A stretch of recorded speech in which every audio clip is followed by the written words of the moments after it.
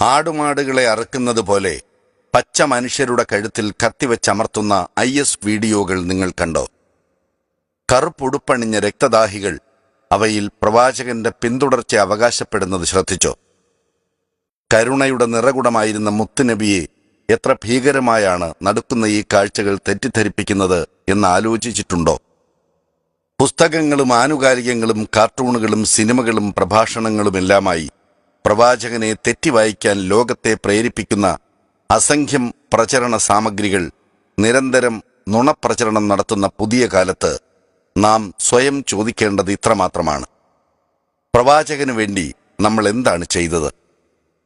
കരുണാവാരിധിയായ അല്ലാഹു ലോകർക്ക് മുഴുവനുമുള്ള കാരുണ്യമായി നിയോഗിച്ച അന്തിമ പ്രവാചകനെ മനസ്സറിഞ്ഞ് സ്നേഹിക്കാൻ നമുക്കിനിയും സമയമായിട്ടില്ലേ?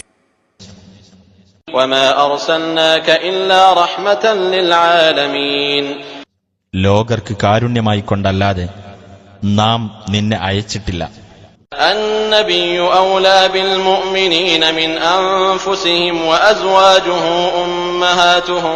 പ്രവാചകൻ സത്യവിശ്വാസികൾക്ക് സ്വദേഹങ്ങളെക്കാളും അടുത്ത ആളാകുന്നു.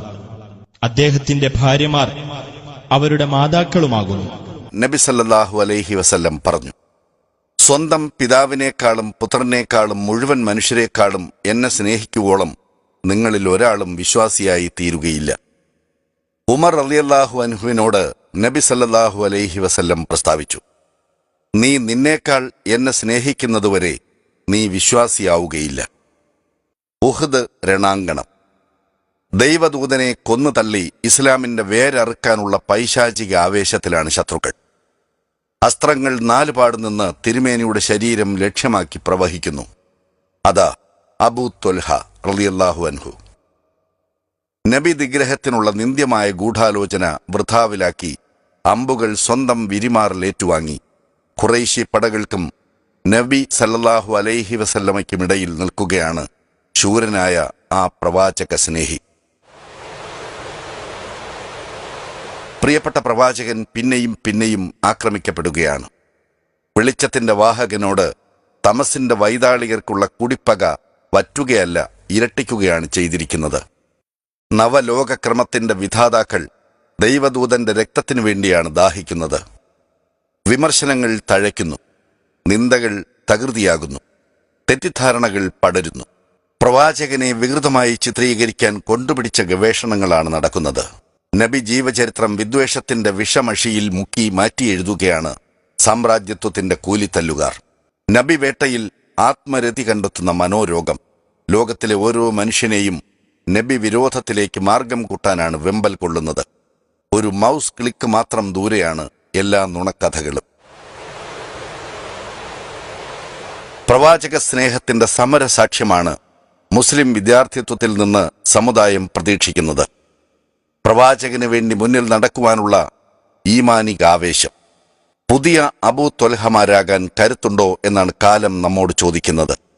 ഓർക്കുക, ദൈവദൂതന്റെ ശരീരമല്ല ഇപ്പോൾ പിച്ച് ചീന്തപ്പെടുന്നത്, അദ്ദേഹത്തിന്റെ വിശുദ്ധമായ ജീവിത മാതൃകയാണ്. കത്തിയും വാളും തോക്കും ബോംബും ഈ പുതിയ പോർമുഖത്തിൽ പ്രതിരോധമല്ല തന്നെ. നബി വിമർശനങ്ങളെ തകർക്കാനും നബി ജീവിതത്തെ ലോകത്തിനു മുന്നിൽ അവതരിപ്പിക്കാനും അറിവും ധിഷണയുമാണ് ആവശ്യം. പ്രവാചകനെക്കുറിച്ച് വിശദമായ പഠനം തന്നെയാണ് വിമർശനങ്ങൾ തീമഴയായി പെയ്യുന്ന നമ്മുടെ സ്ഥലകാലങ്ങളിൽ ഏറ്റവും വലിയ ജിഹാദ്. നബി അറിവുകളാകണം നബി സ്നേഹികളുടെ സമരായുധം. പ്രവാചകനെക്കുറിച്ച് നിങ്ങൾക്ക് എത്രമാത്രം വിവരമുണ്ട്? പ്രവാചകനെ അപനിർമ്മിക്കാനുള്ള ശത്രു പരിശ്രമങ്ങൾ നിങ്ങളിൽ എന്തുമാത്രം വൈജ്ഞാനിക ജാഗ്രത നിറച്ചിട്ടുണ്ട്?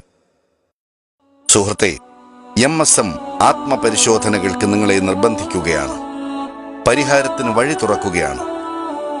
മുഹമ്മദ് നബി സല്ലല്ലാഹു അലൈഹി വസല്ലം മാനവരിൽ മഹോന്നതൻ എന്ന തലക്കെട്ടിൽ കേരള നദ്വത്തുൽ മുജാഹിദീൻ സംഘടിപ്പിക്കുന്ന പ്രചാരണ പരിപാടികൾ സന്ദർഭത്തിന്റെ ഗൗരവം തിരിച്ചറിഞ്ഞുള്ള ഇടപെടലുകളാണ്. കേരളത്തിലെ മുസ്ലിം കോളേജ് വിദ്യാർത്ഥികൾക്ക് പ്രവാചകനെക്കുറിച്ച് സമഗ്ര പഠനത്തിന് അവസരം നൽകാനും പ്രവാചകന് വേണ്ടി മുന്നിൽ നടക്കുന്ന നബി സ്നേഹികളാക്കി അവരെ വാർത്തെടുക്കാനുമാണ് Mujahid students movement MSM 2015 July 25, 26 തീയതികളിൽ വയനാട്ടിൽ വെച്ച് നബി പഠന ശില്പശാല സംഘടിപ്പിക്കുന്നത്. ഇത് കാലത്തിന്റെ വിളിയാണ്.